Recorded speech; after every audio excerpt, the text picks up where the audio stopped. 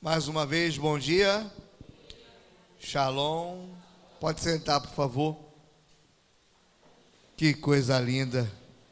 Tudo bom com vocês? Que bênção, né?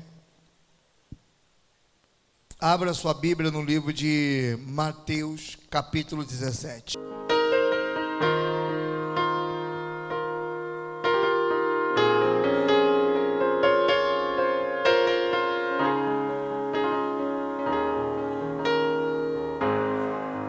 Senhor, minha oração se tornou em sequidão, se tornou um deserto, e até a minha adoração já não passam de canções, palavras repetidas. Senhor, minha oração se tornou em sequidão, se tornou um deserto, e até a minha adoração já não passam de canções, palavras repetidas.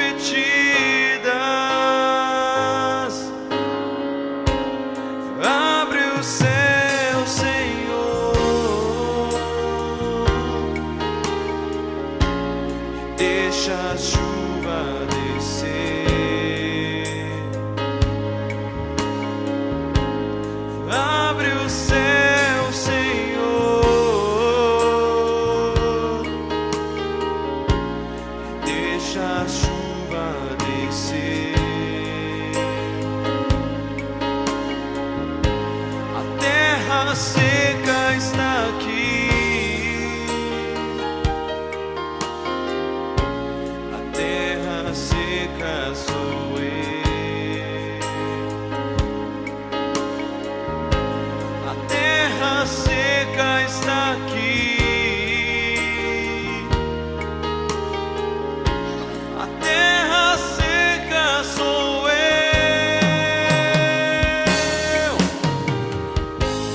Deixa a água descer, deixa a chuva molhar, encharcar essa terra seca.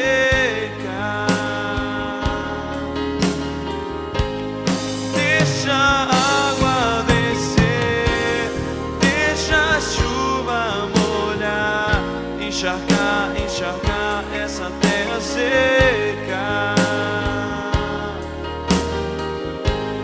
Abre o céu, Senhor, deixa a chuva descer. Abre o céu, Senhor, e deixa a chuva descer. A terra seca está aqui, a terra seca sou eu. Eita Deus! A terra seca está aqui. A terra seca sou eu. A terra seca sou eu.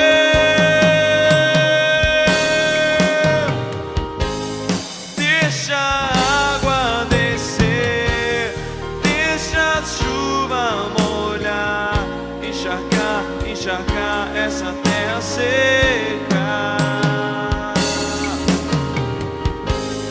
Deixa a água descer, Deixa a chuva molhar, encharcar essa terra seca.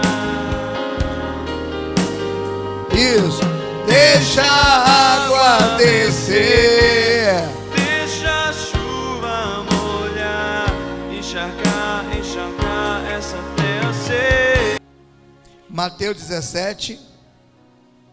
Mateus capítulo 17. a partir do versículo 14. Mateus, não é isso? 17. Eu gosto do apóstolo Mateus, gosto demais do livro dele, gosto demais da mente dele, de como ele enxergava a Jesus, sabe? Como ele demonstrou para nós, através da sua visão de Cristo. Cada um tem uma visão de Cristo. Para uns acham que Deus é amor, que aceita tudo, mesmo contra a palavra dele. Tem outros que consideram Jesus como charlatão, como o caso do povo que não aceitou o testemunho dele. Já teve casos aqui mesmo no Brasil, de uma grande figura pública da religião, diz que Jesus mentiu a respeito de algumas coisas, né? Então, cada um tem uma visão de Cristo. Eu tenho a minha, você tem a sua. Aí eu pergunto para você: quem é Jesus para você? Pergunta para essa pessoa que está do seu lado: quem Yeshua é para você? Pergunte. Ué. Quem o Senhor Yeshua é para você? Então Mateus, ele tinha uma forma peculiar de enxergar, de apresentar esse Yeshua maravilhoso. Então ele escreveu assim, ó. Ele presenciou e escreveu: e quando chegaram junto da multidão, aproximou-se dele um homem. Qual foi a primeira coisa que ele fez? Mateus 17, versículo 14. Qual foi a primeira coisa que ele fez? Só fica de joelhos aquele que quer ciúme. Então, para alguns, a pessoa se aproxima de Yeshua com arrogância, colocando ele na parede. Outros querem justificar-se, mas esse homem precisava da ajuda de Yeshua? Precisava ou não? Você vai ver se você precisa ou não. E você precisa? Eu preciso de Jesus. Eu preciso de Yeshua, aquele judeu, aquele Yeshua que morreu na cruz do Calvário, na Páscoa. Aonde, igreja? Ele morreu em que época do ano? Na Páscoa. Por isso, eu vou deixar registrado, a nossa Páscoa vai ser uma cerimônia muito diferente, da qual você nunca participou. Porque não se comemora mais a Páscoa como deve ser comemorado. A Páscoa, quando você se lembra da Páscoa, você se lembra daquele troço chamado coelho da Páscoa. Ainda fica chateado se não ganhar bombom. Eu conheci uma pessoa que reclamava uma semana se não ganhasse chocolate. É como se o chocolate só tivesse na Páscoa, nos outros dias não. Eu só dou ovo da Páscoa se você me provar que coelho bota ovo.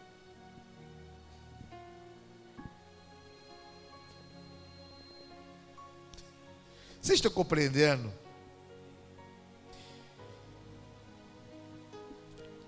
Então aquele homem se ajoelhou. O que ele fez depois? E disse, orou. Olha a oração que ele fez, ó. Senhor, compadece-te do meu. Ele pediu misericórdia para quem? Mas antes de ele pedir misericórdia, o que ele teve que fazer? E você tem se humilhado diante de Deus? Ou tem se humilhado diante de pessoas? Diante dos homens?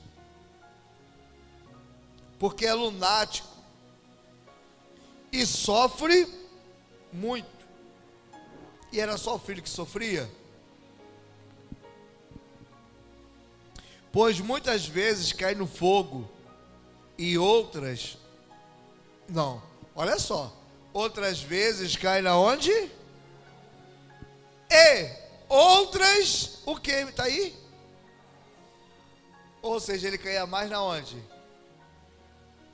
Eu acredito que aonde tivesse um rio, aquele espírito jogava ele. Aonde tivesse uma poça d'água, aquele espírito jogava ele. Mas ele não morria porque ele estava sozinho. Eu fico imaginando o pai dele correndo atrás desse menino 24 horas por dia.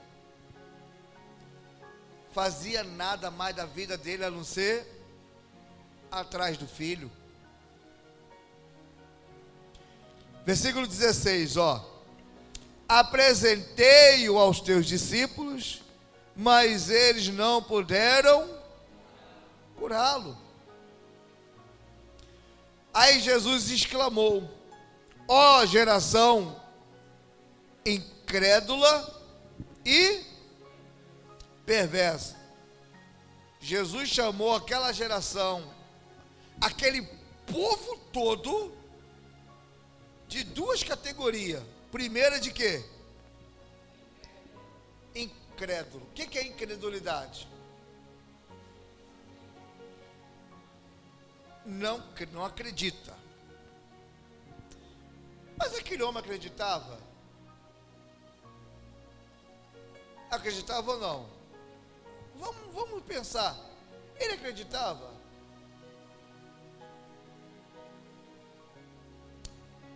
A prova que ele acreditava, que ele levou o filho dele para os seus discípulos.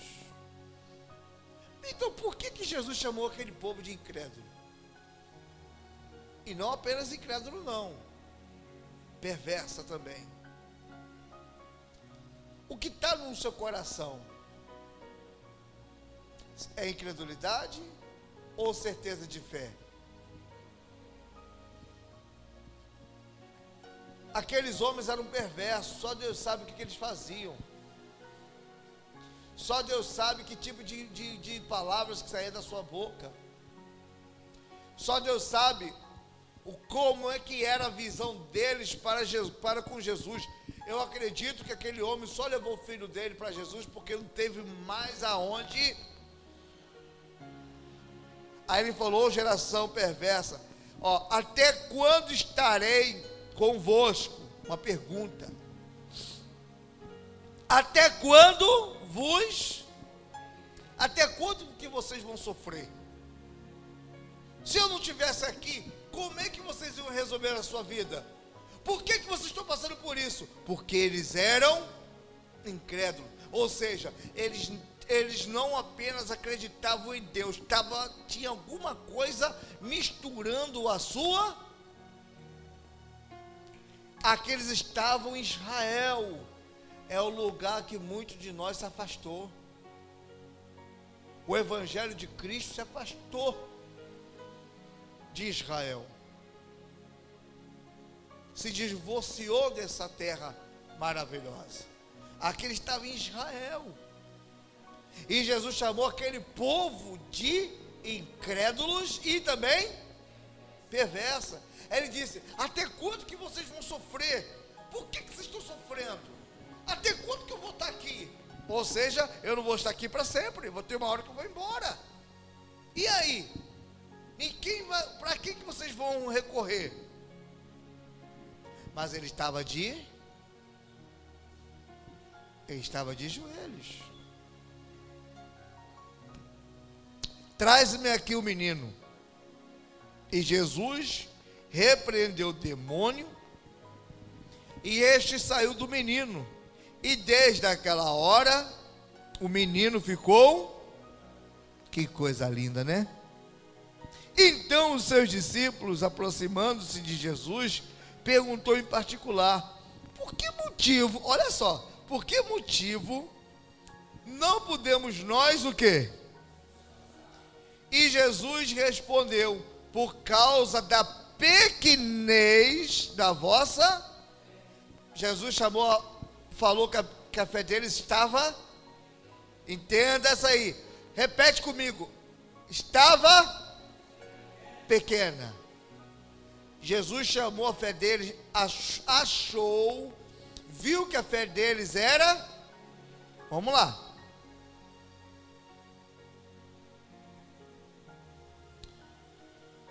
Pois em verdade vos digo, vírgula, se tiverdes como, não é do tamanho, é como um grão de, direis a este monte, passa daqui para colar, e ele passará, e nada vos será impossível. Se tivesse fé como um grão... Eu estava pesquisando aqui na hora da música, a composição da mostarda. Vou ler. Tanto a semente é amarela como a semente escura, 2 sementes, é utilizada na fabricação de mostarda, podendo também fazer uma mistura das 2 sementes. Ou seja, a mostarda só pode se misturar com outra mostarda. Não se mistura com outra semente. Então, quando Yeshua disse que a fé deveria ser como um grão de mostarda, ele estava dizendo que a fé, por mais que pequena que fosse, não pode ter mistura. Então, por que os discípulos não puderam expulsá-lo? Por que aquele Jesus chamou aquele povo de incrédulo? E também o quê? Porque a fé deles estava misturada. Era muita sujeira que estava ali. A fé genuína no Deus de Israel tinha se rompido. Eles estavam crendo em outra coisa. Eles estavam acreditando em Deus, mas talvez em outra simpatia. Eles criam em Deus, mas também acreditavam que para Deus poder protegê-lo, eles deveriam ter um amuleto. Eles acreditavam que Deus era real, mas talvez eles tinham que participar de rituais. Vocês estão entendendo o que eu quero dizer? Então a fé deles não estavam vivos no Deus de Israel. A Santa Ceia semana que vem. A Santa Ceia semana que vem. Algumas pessoas não vêm para a Santa Ceia porque a fé dela já está misturada. Ela não acredita que ela pode participar da Santa Ceia porque alguém falou isso, aquilo, outro. Não tem nada a ver de acordo com a Bíblia. Não é de acordo com a minha pessoa. Não é de acordo com o que o pastor Marco pensa. É de acordo com o que Yeshua falou. O Senhor Yeshua disse que é para todos estar sentado na mesa, na sua ceia. Diga, eu tenho que estar na mesa, diga. Mas não estão, porque está misturado, e é misturada mesmo. Então Jesus já falou que se tiver de fé, como? Não é do tamanho não, é como. Só uma palavra muda toda a estrutura da pregação. Ele disse, se tiver de fé, como? Igual a um grão de mostarda. É pequena, mas Jesus chamou a fé deles de pequeno. Por que vocês não expulsaram o demônio? Porque a sua fé ainda é pequena, mas é pequena misturada. demônio não saiu porque faltava pureza naquela fé. As pessoas têm que acreditar na pureza da fé. Eu tenho a minha fé, e a minha fé tem que ser como o grão de, não pode se misturar, não posso ter dúvida. Vocês estão compreendendo o que eu quero dizer? Então, se eu quero, aquele homem precisava de ajuda, não precisava?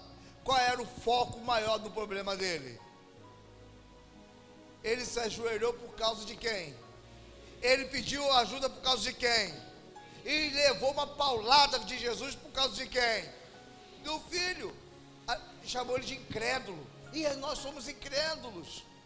Porque no primeiro problema que acontece com a gente, a nossa fé, como é híbrida, então a gente não suporta a luta. E a primeira coisa que nós fazemos é se afastar. Não é firme, não tem um compromisso. Ela não sabe o que quer. Ela não sabe se ela está frequentando o lugar certo. Ela não sabe se ela está orando para a pessoa certa, está ouvindo o pregador certo, porque a fé dela está misturada com misticismo. O que é misticismo? Feitiços. Tem pessoas que têm fé em Deus, mas acreditam em tomar banho de arruda, uma coisa que não existe na Bíblia. Tem pessoas que creem em Deus, mas acredita no ritual do sal. Ela está na igreja, ela acredita, mas ela acredita na simpatia de amarrar fita. Eu nunca, nem todo lugar que eu passei, eu nunca gostei de amarrar fita no braço, nunca. Eu usava por obediência, mas depois eu mesmo cortava, quando eu me sentia bem. Já teve casos do pastor mandar, você bota a fita no seu braço e dê 7 nó na fita. Isso é misticismo. Misticismo dá o nó. Eu já vi casos do pastor pregar, pega o nome do seu marido, pega o barbante, dê 7 nó e coloque debaixo do armário. Eu já vi isso na rádio. Eu também fazia parte disso. Eu ia no cemitério mexendo na cruz das almas para te fazer macumba. Isso não é fé, é misticismo. É uma fé em Deus, mas está misturada. Yeshua disse: se tiver de fé como o grão de mostarda, a pessoa pode pisar, socar, que ela não morre. Ela não morre. Se você pegar, socar ela e jogar na terra, vai nascer. Incrível isso. E a mostarda é antiga, viu? É uma hortaliça muito, antiga. Yeshua diz que nós devemos ter fé como a mostarda. E quando ela é jogada na terra, ela não demora muito a nascer, não. Ela nasce rápido e cresce rápido. Está compreendendo? Sim ou não? Está difícil de entender? Então, como que é a sua fé? Como é que está a sua fé? Vamos finalizar. Versículo 21. Não, perdão, vamos ler o 20 de novo. E ele respondeu: por causa da pequenez da vossa, pois em verdade vos digo, que se tiver de fé como um grão, quando alguém falar, não está escrito que a nossa fé tem que ser do tamanho do grão de mostarda, você fala, não tem nada a ver isso não. Deus não quer que a sua fé fique pequena não. Ela pode começar pequena, mas tem que ser como, não pode haver mistura, tem que ser genuína, tem que ser verdadeiro. Eu creio em Deus, pode vir o que for, eu nunca vou deixar de acreditar no meu Deus. Está tudo ruim, tá. Por isso que ele dá o exemplo, por isso que Mateus apresentou esse pedido para a gente. Mateus, ele quer dizer que antes da gente pedir alguma coisa, devemos dobrar os nossos joelhos. É de joelhos que eu vou lutar, é de joelhos que eu vou sei lá o que, é de joelhos que o céu se abre e Deus manda chuva para te molhar, entendeu? É de joelhos.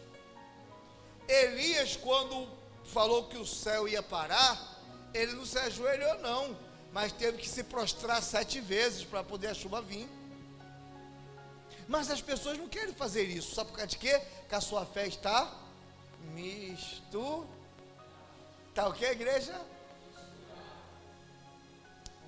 Vamos finalizar com essa Josué. Deus chegou para Josué e falou: Josué, ser forte, e de todos os conselhos que ele deu para Josué, ele foi mais massivo quando ele disse assim: ô Thaís, ó, tão somente ser forte, quer dizer, mais forte e corajoso, para poder seguir tudo aquilo que o meu servo Moisés te medite na lei dia e noite. Por que tem que meditar na lei, na palavra? Para não ter mistura. Porque se misturar, você vai ter dúvida de certas palavras da Bíblia. Vamos dar um exemplo? Quando fala do Shabat, por exemplo, sábado, é um problema. As pessoas falam que Jesus aboliu. Nunca Jesus aboliu. Ele foi bem claro. Hein, Tiane? O sábado. Quando se fala sobre os mandamentos, ela está ouvindo, não está ouvindo? Quando se fala dos 10 mandamentos, as pessoas falam que Jesus aboliu os 10 mandamentos. Eles falam isso, mas Yeshua disse lá no Sermão do Monte: eu não vim revogar a lei, eu vim cumpri-la, para que vocês possam cumprir também. Eu vou cumprir a lei da forma correta. Mas as pessoas se misturou, se afastou. Vocês estão compreendendo o que eu quero dizer? Claro que a nossa legislação não o Brasil não adere isso, porque o Brasil não para sábado, para. É o Brasil, a gente trabalha, mas a gente não pode trabalhar a semana inteira. Você tem que trabalhar 6 dias, mas no 7º você tem que parar de trabalhar. Esse 7º dia pode ser segunda, pode ser terça, pode ser quarta. Tem gente que trabalha a semana toda, mas você tem que parar um dia para vir para a casa do Senhor. É que nem a irmãzinha que a gente cuidava, né? Ela agora está trabalhando até dia de domingo. Ela arrumou um lugar para trabalhar, para vender as coisas. Eu falei: minha irmã, você tem que tirar um dia. Ou seja, o diabo sufocou tanto ela que ela nem para a igreja está indo mais. E ela já foi vítima de macumba severamente. Pesado. A última derradeira levou ela para o hospital. Eu fui lá orar nela. Mas ela não acha importante tirar um dia para vir para a igreja. Mais importante ela pegar as coisas dela e vender. Não tem problema. Como é que ela enxerga Jesus? Sabe como? Como eu falei ontem numa igreja que nós estávamos pregando. Sabe como é que ela enxerga Jesus? Como alguns falam. Sobre o dízimo, por exemplo, e oferta. Você paga tudo que tiver que pagar. Gasta tudo que tiver que gastar. Se sobrar, você devolve o dízimo da oferta. nos olhos desse povo, Deus é a sobra, é o último lugar.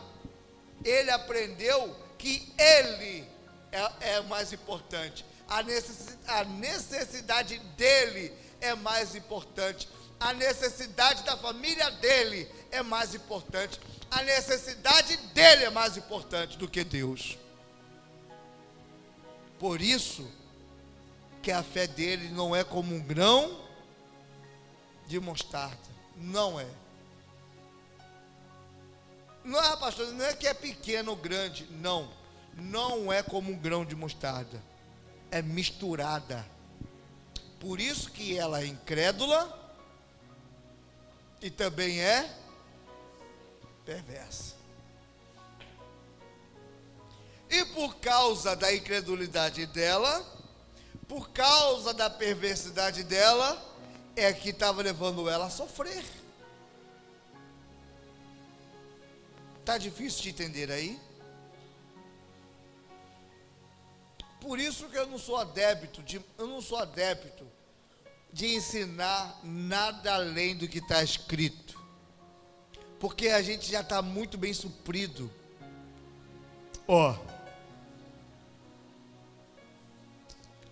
Como um grão de mostarda, direis a este monte, erga-te, não, passa-te daqui para colar, e ele passará, ponto. Aí Jesus dá um alerta, nada, olha só, nada vos será o quê? Nada é impossível. Versículo 21, mas esta casta não se espere, senão por meio da oração e do jejum. Não é jejuar e orar naquele momento ali, é uma vida de oração, é uma vida de jejum. Amém? Por isso que nós devemos orar mais, jejuar mais, para que a nossa fé seja, não é do tamanho do grão de mostarda, é como o grão de mostarda não é misturada. Você não pode misturar sua fé. Ou você crer em Deus, ou você não crer. Ao decorrer dos séculos, dos anos, misturaram muito a fé no verdadeiro Deus, em muitas outras coisas. Tem gente que acredita em Deus, mas acredita na Maria, acredita em Deus, acredita em São Jorge, acredita em Deus, acredita na simpatia, acredita em Deus, acredita no santo, acredita em Deus, acredita em rituais. Para Deus não existe nada disso. Deus é único. Diga, Deus é único. Diga, Deus é o suficiente. Você não precisa de mais nada. Creia em Deus e tudo vai acontecer na sua vida. Tudo. Alô, Elohim Adonai, Baruch Hashem. Amém? É lindo demais. Você não precisa de mais nada. Quando você tem isso em mente, Deus vai enviar o teu socorro. Deus vai te iluminar. Deus vai usar pessoas para te ajudar, porque a sua fé não é contaminada.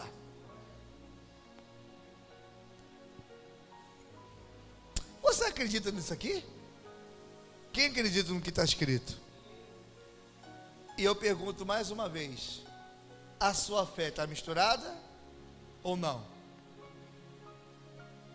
Você não pode misturá-la. Por isso que ele disse, bem claro: ouve Israel, o Senhor é o seu único. O que significa a palavra único? Único. E se Deus é único, a minha proteção vem de quem? Se Ele é único, eu tenho que descansar na sombra dEle. Então, se Ele é único, então eu não tenho que ter nada além dEle.